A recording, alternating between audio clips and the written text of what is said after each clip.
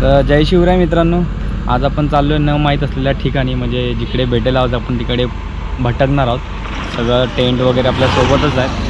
तर मी आलो सध्या मुरबाडमध्ये। मला थोडासा उशीर झाला ऑफिसचं काम असल्यामुळे। आता मी उशिरा पोहोचले। आपली काही मंडळी आहे पुढे गेलेली आणि दोन आणखीन मंडळी आहे म्हणजे प्रत्येक वेळेस गड सफर सोबत असणारी आपली खास मंडळी ती येते पाठून बाईकवरती। आणि मी आपला एक सर्जा घेऊन आपला घोडा ऑलरेडी निघालेलो आहे। तर आता बघू कुठे भेट होते आमची। आता कॉन्टॅक्ट चालू आहे कंटिन्युअसली। आता मी थांबणार आहे पुढे जाऊन हॉटेलला जवळपास टोकावडेला, आणि येतील कदाचित पुढे ते लोक। तर लवकरात मस्त आता अशा अपेक्षा झालं की उद्या काहीतरी भन्नाट आणि काहीतरी नवीन बघायला भेटणार आहे आम्हाला। लवकरच भेटूया आपण पुढे, चला।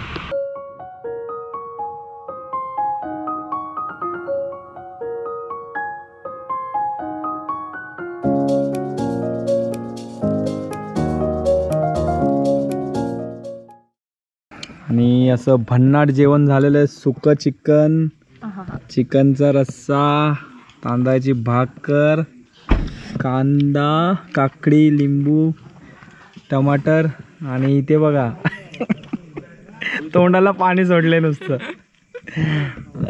तर ही दीपेशची मित्र, म्हणजे आमची पण आता मित्रच होणार आहेत।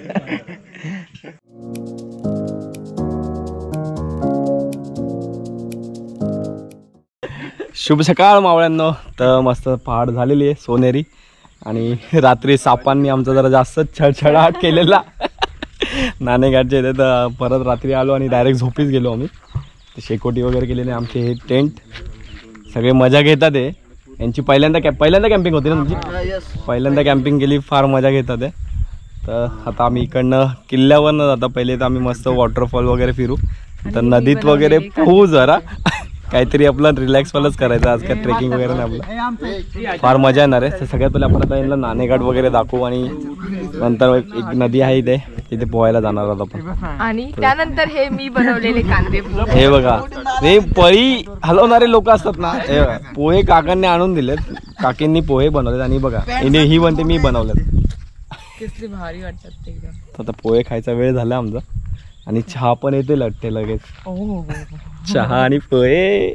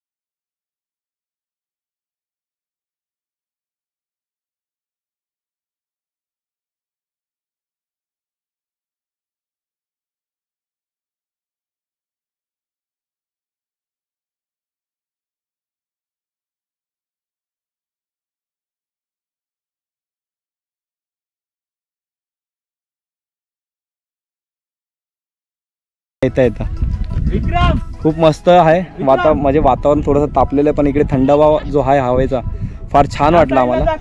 आता आम्ही जातोय खाली गुहेकडे आपण जाऊन बघणार आहोत. जे काल रात्री आपल्याला दिसले ते आज दिसायला नको असं आम्ही अपेक्षा करतोय, कारण काल काटा आलेला बघून त्यांना. नाग होता काल तिथे, एकदम काळा कुट्ट. आम्ही गुहेकडे जातोय आता. चला गुहेकडे.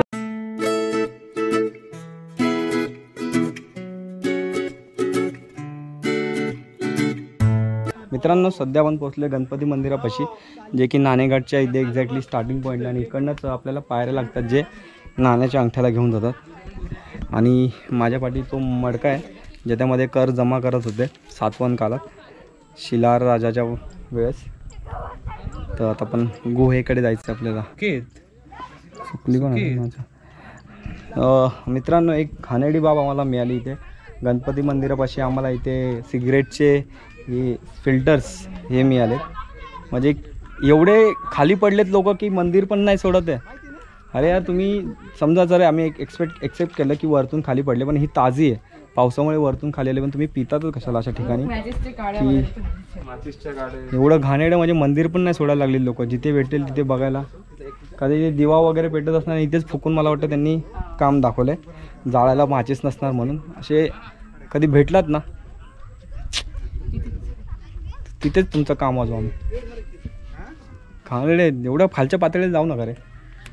खूप म्हणजे खूप तुम्ही खूप वाईट ना. काय नाव आहे? प्रांजल. इकडे नाणेघाट फिरायला आली? कधी आलीस? किती वर्ष आहे तुझं? किती वयाचीस? किती वय किती तुझं? Junior KG. नाणेघाट मध्ये काय काय फिरली? हिरकणीकडे सोडून आलीस, कधी आली सांग बरं. हिरकणी गेली कळसुबाई शिखर चढलीस तू? काय बात करते. आता काय काय फिरलीस तू इकडे? हा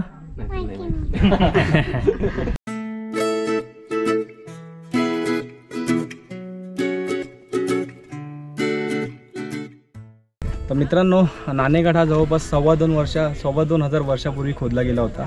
म्हणजे पैठण, औरंगाबाद पैठण हे सातवन काळाचा सातवन काळात ही राजधानी होती. आणि त्या राजधानीला कल्याण ते पैठण, जो कल्याण बंदरात माल उतरायचा, तो तिकडे पोहोचवण्यासाठी हा नाणेघाट हा बांधला गेला होता.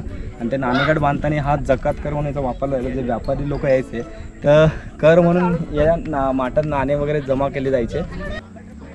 आणि तेव्हा मित्रांनो, आणि तेव्हा व्यापारी जे लोक होते करशापण नावाची नाणी जकात म्हणून देत होते. आणि याला संरक्षणासाठी शिवनेरी, चावंड, हडसर, निमगिरी, जीवधन अशी 5 संख्येची डोंगर रांग आहे या नाणेघाटाला संरक्षणासाठी. 5 फुटाचा हा रांजण आहे. ठीक आहे, तर आपण निघतो गुहेकडे. चला, दगडी रांजण.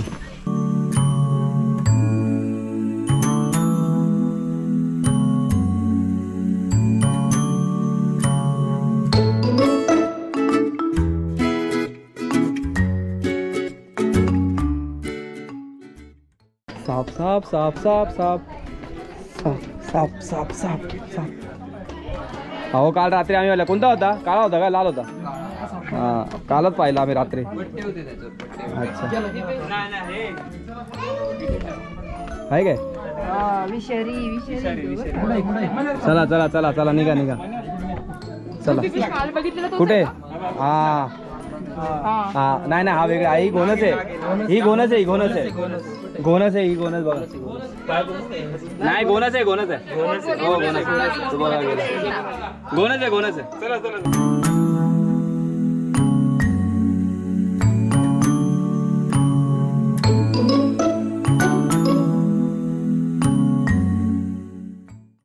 मित्रांनो, ही ती गुहा आहे जी सातवनकाली बांधण्यात आलेली. व्यापाऱ्यांना जेव्हा येत होते कर घेऊन, हे इकडनं घोडे वगैरेचा बाजार भरायचा, त्यासाठी घोडे वगैरे काही ना काही सामान घेऊन येतात. हा पूर्ण रस्ता आहे असा असा, तिकडे खाली निघतो हा टोकावड्याच्या जवळपास. आणि ही ती गुहा आहे. इथे जवळपास 50-60 जण आरामशीर राहू शकतात, एवढी मोठी गुहा आहे. आणि इकडे मारुतीची मूर्ती, इकडे पाण्याची टाकी आहे, आणि तिकडे सुद्धा पाण्याच्या टाक्यात लागली. एकूण एक मस्त आहे. ही जी घळ चढण्याचा आणि उतरण्याचा जो मनमोहक असं वातावरण आहे ना, थंडगार हवा घाटाच्या खालून येणारी, मस्त एकदम मस्त चिल झालं. नाण्याच्या अंगठ्यावर बसल्यापासून आपण जरा तापलो होतो, जरा थंड वाटायला लागलं अजून जरा मस्त. तर आता आपण जाऊया गुहेत. चला.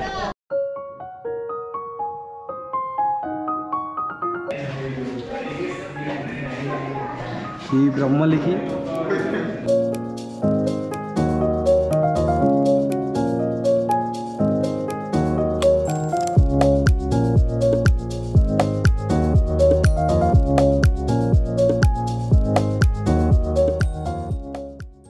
मित्रांनो अशा प्रकारे हा भन्नाट ट्रेक जो आहे हे बघा, काही लोक येतात ते खालून, हा रूट आहे आणि मस्त, खरंच खूप मस्त आहे इथे. जर तुम्ही आला ना, एवढं थंडगार वाटतं ना, एवढ्या तापलेल्या उन्हात सुद्धा.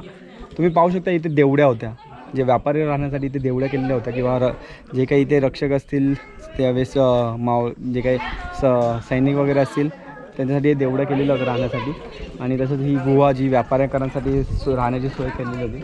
जर तुम्ही कधी इकडे रात्री आला ना, इकडे सावधगिरी नाही आहे, कारण इकडे दगडामध्ये फार साप आहेत, विषारी पण आहेत. तर तुम्हाला गॅको बघायला मिळणार, इथे पालीचा एक प्रकार आहे, फार मोठ्या प्रकारचा पाली जी असते. तसंच पण सापं पण बघायला मिळतील इकडे फार. इकडे फक्त सावधगिरी नाही रात्री. आणि शक्यतो इथे गुहेत झोपू नका, टेंट असेल शिवाय ओपनली झोपू नका. तसं तर बंदी केली माझ्या मते, गावकरी नाही झोपायला देत. आणि इकडे सुद्धा देवड्यात काही. तर आपण निघतोय पुढे, वॉटरफॉल आहे, पाणी असेल नसेल माहीत नाही, पण नवीन स्पॉट आहे, आता तिकडे निघतोय. तसा हा नाणेघाट, याची उंची जवळपास 2500 फूट आहे.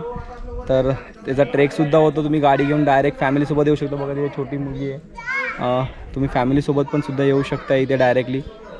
खूप मस्त ट्रेक आहे, फॅमिलीसोबत इथे कॅम्पिंग वगैरे पण करू शकता, स्टार गेजिंग वगैरे होते, खूप छान आहे एकूण एक. तर आपण निघतोय पुढे, चला.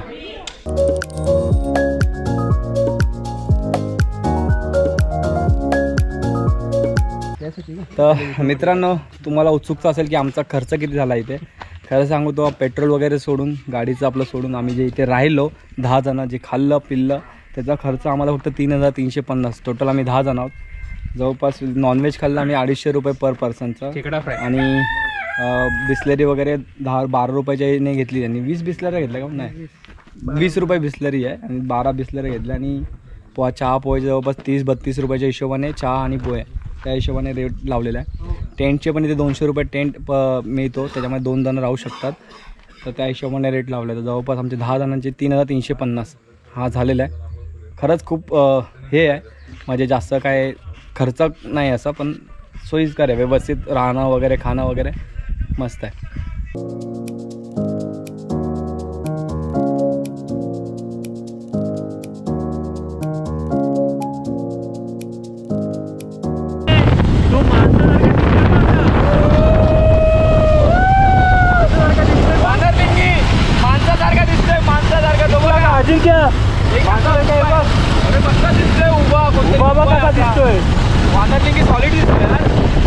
तर मित्रांनो, आता आपण नाणेघाटावरून चाललो आहे वॉटरफॉलला. कोणता वॉटरफॉल आहे मित्रा?